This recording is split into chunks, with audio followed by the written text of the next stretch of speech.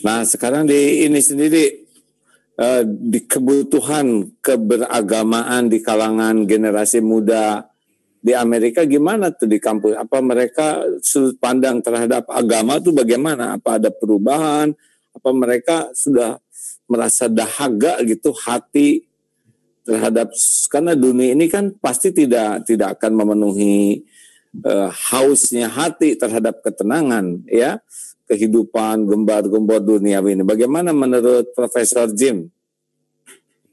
Ya, kalau saya sendiri lihat keberagaman dalam perspektif agama, khususnya kalau misalkan di kampus kami, mungkin 20 tahun lalu yang jadi fokus atau yang jadi agama di kampus yang paling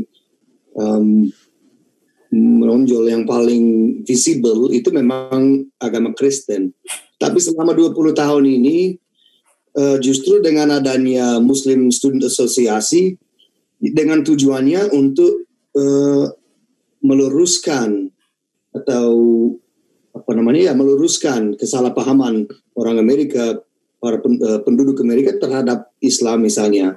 Nah, sebagian dari gerakan itu ada dari kawan-kawan, sahabat-sahabat orang Muslim yang menjelaskan misalnya beberapa istilah atau beberapa guideline atau aspek dari agama Islam, baik dari perspektif ibadah, dari perspektif perekonomian atau sosial.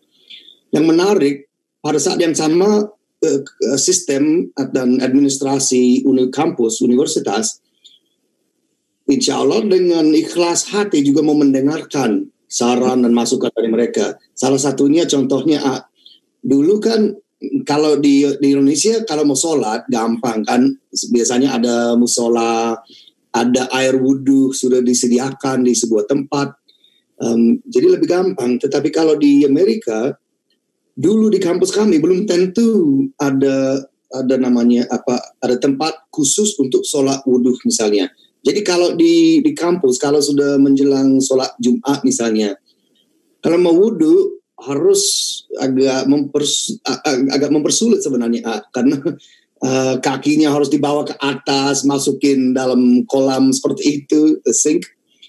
Tetapi karena kampus sudah mau mendengarkan aspirasi kaum dan sahabat-sahabat Islam Muslim di sini, sudah dibuat sebuah stasiun, bukan stasiun tapi sebuah tempat khusus untuk air wudhu yang lebih lebih dekat bawah pantai. Nah, selain itu kalau selama bulan Ramadan, tiap Jumat kalau sudah saat untuk azan zuhur, itu kedengaran di seluruh kampus. Oh, azan. Gitu sekarang ya, azan itu boleh diperdengarkan ya? Boleh diperdengarkan, dan saya sempat kemarin 2 minggu lalu sempat merekam. Saya sempat di kantor suatu pagi. Wah, itu azan. Wah, sangat menikmati karena sangat menikmati. Zim, gimana Pak Profesor, gimana dengar azan di kampus? Kalau saya dengar azan di kampus itu salah satu tanda bahwa walaupun memang banyak halangan masih ada, itu jelas harus digarisbawahi. Tetapi kalau seseorang Amerika yang mungkin suara azan pada awalnya agak aneh atau strange, atau mungkin mereka belum paham apa yang terjadi, what's going on. Itu. Tapi lama-lamanya kalau sudah tahu apa yang masuk dalam azan yang memanggil orang untuk sholat bersama, lama-lamanya sesuatu yang aneh insya Allah jadi sesuatu yang dicintai, bahkan yang dirindukan.